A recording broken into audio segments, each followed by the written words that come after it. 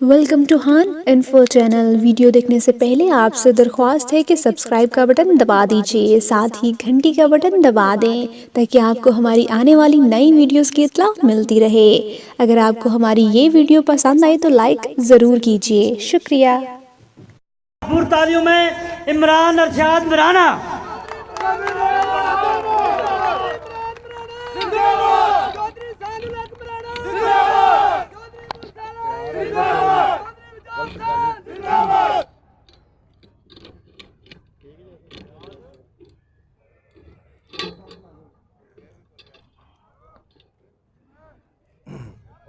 औज़ु बिल्लाहि मिनश शैतानिर रजीम।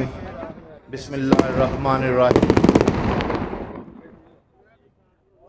मैं सब नालों पहला पंडाल च बैठे सारे मोअज़्ज़ज़ीन का शुक्रिया अदा करना कि जेड़े कि चौधरी नदीम आशिक अवान की काल ते इत्थे अपना कीमती वक्त चो टाइम कढ़ के इत्थे आए ने, और चौधरी वजाद साहब और साडे इंशाअल्लाह MNA साहब चौधरी मूसा लाई साहब नूं असी इस पंडाल च वेलकम करने हैं। वो मर्द नहीं जो डर जाए हालात के खूनी मंजर से, वो मर्द नहीं जो डर जाए हालात के खूनी मंजर से, जिस दौर में जीना मुश्किल हो उस दौर में जीना लाजम है।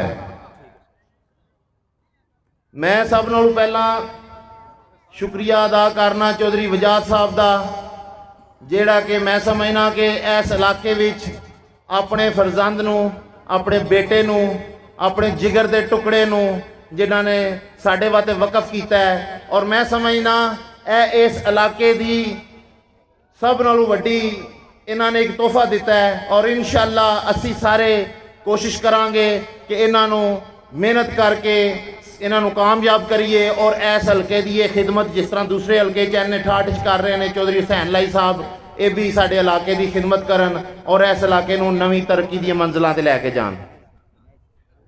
और मैं थोड़ा जिहा गल करना चाहना इस इलाके की सियासत ते, इस इलाके के मिजाज से। N71 जिहड़ा कि हमेशा इत्थे कुछ लोगों ने उन्होंने जबरदस्ती और जबर की सियासत के तो तहत इन्होंने लोगों को डरा के धमका के अपनी हमेशा सियासत चमकाई है। मैं समझना कि ये दौर गुजर गया है। सानू हुण खिदमत की सियासत, सानू हुण तरक्की की सियासत, सानू हुण ताबेदारी की सियासत करने का वक्त आ गया है। और चौधरी मूसा लाई साहब जेड़े कि एक साडे कोल यंग लीडर के तौर पर, एक नौजवान क्यादत की तौर पर ये सानू कोल मुयसर होए ने, और असी इंशाअल्लाह ताला असी चौधरी वजाद साहब नाल, चौधरी मूसा लाई साहब नाल ये वादा करने कि असी इंशाअल्लाह अपनी जानो माल का नजराना पेश करते आया भी सानू ये वास्ते जो भी करना पिया इंशाअल्लाह मेहनत करके असी लोगों के घर जाएंगे और उन्होंने इस गल ते कायल करांगे कि सानू नौजवान क्यादत का साथ देना है। ये जिहड़ा हुण पहला इस तों जिहड़े MNA साहब सन, देखो तरक्की जिहड़ी है इस सड़कों नाल तरक्की नहीं होंदी।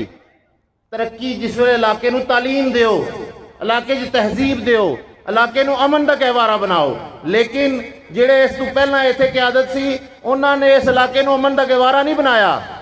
उन्होंने राजीनामे तोड़े ने, उन्होंने लोगों को आपस में लड़ाया है, उन्होंने लोगों के हकूक सलब किए ने, उन्होंने कब्जे किए ने। हर वो काम जिहदे नाल के एक आम इंसान के हकूक पमाल होवन उन्हें हर वो काम किया है। सड़कां जे उन्होंने 4 बनाइया ने, पुल जे 4 बनाए ने, तो अपनी कमीशन वास्ते बनाए ने, ये करप्शन वास्ते बनाए ने। ये कुछ साढ़े ते आसान नहीं ने कीता। ये अवाम ने उन्होंने वोट दिते सन, ये अवाम के टैक्स का पैसा सी जिहड़ा कि उन्होंने साढ़े ते लाया और उहदे चों खा गए ने। और इंशाअल्लाह ताला हुण वक्त आ गया है, ये तब्दीली की हवा जिहड़ी चल पई है ये इस करप्ट निज़ाम नूं बहा के लै जाएगी, और इस इलाके नूं इंशाअल्लाह ताला असीं आज़ाद करवांगे। ये जिहड़े लोग डरे ने सहमे ने, ये अपना डर ते सहम कढ़ दिओ इंशाअल्लाह ताला। असीं देखो शराफत की सियासत करना पसंद करने और शराफत की सियासत नूं फरोग देना चाहते हैं, लेकिन साडी इस शराफत की सियासत नूं कोई बंदा साडी कमज़ोरी ना समझे।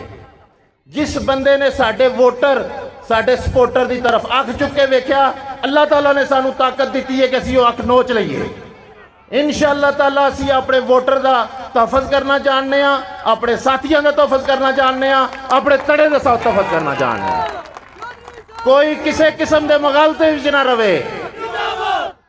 जे उन्होंने वोटां नाल जंग करनी है, असी वोटां नाल जंग करने वास्ते तैयार हाँ। जे वो बंदूकों ते गोलियां नाल जंग करना चाहते हैं, असी इंशाअल्लाह ताला उन्हां तो अगे हो गए इस वक्त तैयार हाँ।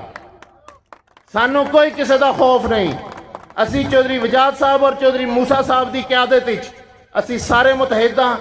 चौधरी नदीम आशिक अवान साहब, चौधरी नईम रजा साहब, चौधरी शाहिद रजा साहब, इंशाअल्लाह ताला असी इस इलाके नूं इस खौफ से इन्हां दे मसलत तों जिहड़े जाबर सन इस हुकूमत करते सन पे उन्हां तों असी आज़ादी दिवांगे और चौधरी वजाद साहब नूं और चौधरी मूसा साहब नूं इस इलाके विच इंशाअल्लाह मजबूत तो मजबूत बनांगे और इस इलाके नूं काफ लीग दा किला बनांगे इंशाअल्लाह ताला। इहदे नाल मैं सारिआं तों इजाज़त चाहंदा। अस्सलाम वालेकुम।